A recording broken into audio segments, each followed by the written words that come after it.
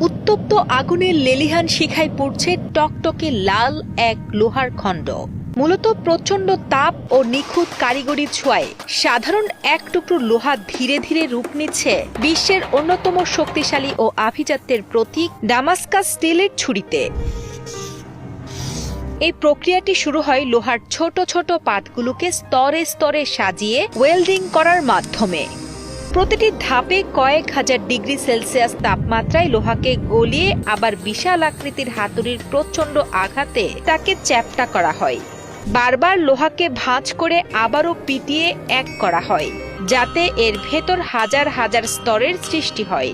কারিগরের দীর্ঘ সময়ের সাধনা শেষে ছুরিটিকে যখন এসিডে নিমজ্জিত করা হয়, তখনই তার গায়ে ফুটে ওঠে জাদুকরী সব কারুকার্য।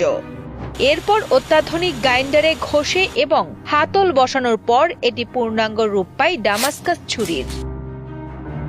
মূলত বিশ্বখ্যাত রন্ধনশিল্পীদের কাছে এটি অত্যন্ত নির্ভরযোগ্য একটি অনুষঙ্গ, যা দিয়ে অতি সূক্ষ্মভাবে সবজি স্লাইস থেকে শুরু করে বড় কোনো প্রাণীর মাংস ও পেশি নিখুঁতভাবে আলাদা করা সম্ভব। এছাড়াও এর নকশা দীর্ঘকাল ধরে রাখার জন্য এটি শৌখিন অস্ত্র সংগ্রাহকদের কাছে আভিজাত্যের এক অমূল্য স্মারক হিসেবে বিবেচিত হয়।